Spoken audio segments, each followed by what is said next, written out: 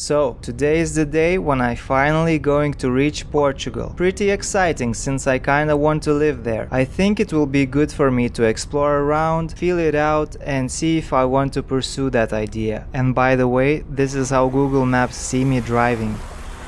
I was thinking to myself, what a wonderful...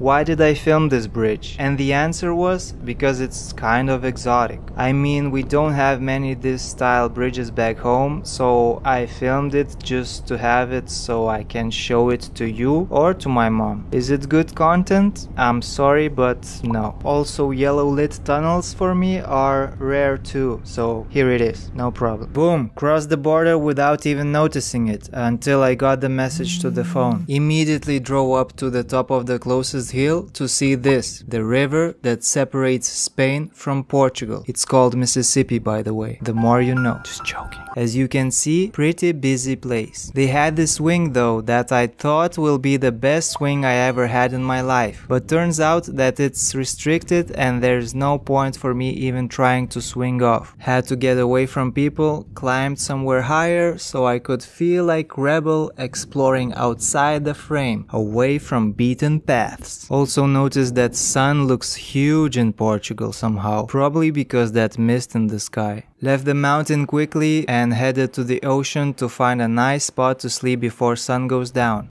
Mission accomplished. In the morning, left the car and went for exploration with my bicycle. Along the way found some weird looking lighthouse, or maybe not lighthouse. It was such a nice ride, I was flowing pretty fast, it felt like I was on electric bicycle. But then I saw someone riding the opposite direction and he seemed like fighting his way back with every push on the pedals. Then I realized why I'm having such a good time. I mean, I knew that I was riding along the wind but didn't felt that it was so strong and I was already pretty far away from my car. So I decided to have more fun along the wind in hopes that maybe after an hour or so the wind will get calmer. Oh boy, was I wrong. Well, at least reached some classic looking lighthouse and got to climb around these interesting shaped wave breakers. And it's so nice to do that, since in childhood I wasn't brave enough to do it because definitely would fall down in between of them and that's it. Dead. But now I finally have that adult privilege to do it as much as I want. Not dying, I meant jumping around these structures, silly. Bike was literally moving from excitement to ride back. Or maybe it was possessed.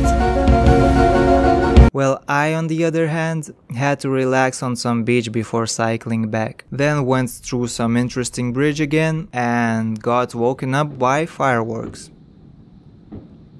The next day my legs was quite sore, but still I was too excited and went exploring in the Braga city. I didn't explore all the epic architecture objects because it's a lot of work to not photobomb every tourist picture, and in general nature feels way better until mosquitoes starts biting. But it's cool to see how we can actually build beautiful structures and keep it nice for a long time.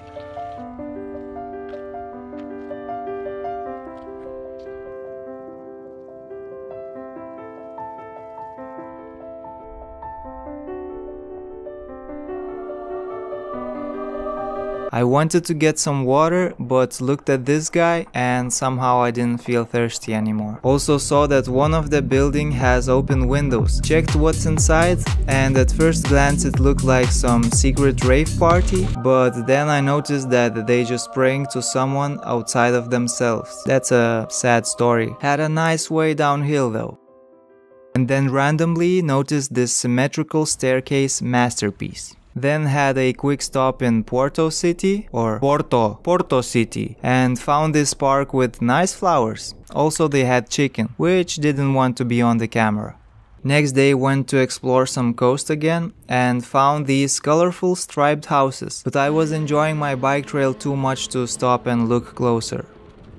Later decided to move away from coast and went to see some shallow caves that was on my way. This cave had some interesting things left in it. Some herbs, water and some religious stuff, I guess. I tried to find out if people do some ceremonies or something, but Google didn't show anything. But the caves looks quite cool from afar. Also, if someone in the cave speaks, not even loudly, the whole valley hears it. Okay, not the whole valley, but definitely makes everything louder. Decided to park for the night near those caves and enjoy the sunset since it was such a calm place.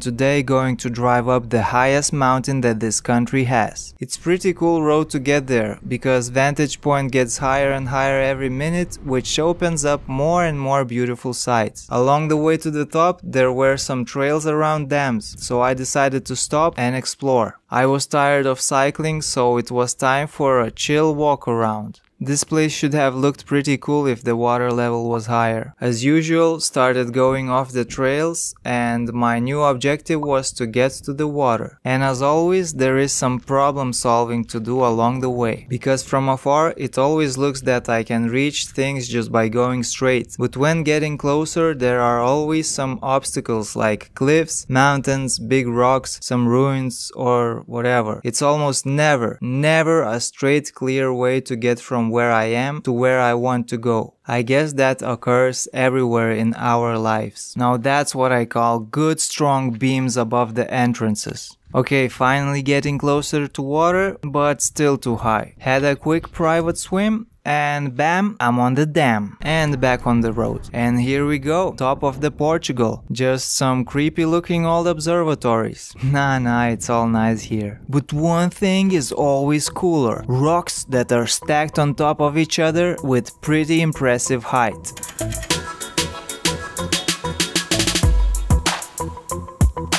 Haha, my car seems so little near these jeeps. Well, it is little. Okay, time to go down. Okay, bye.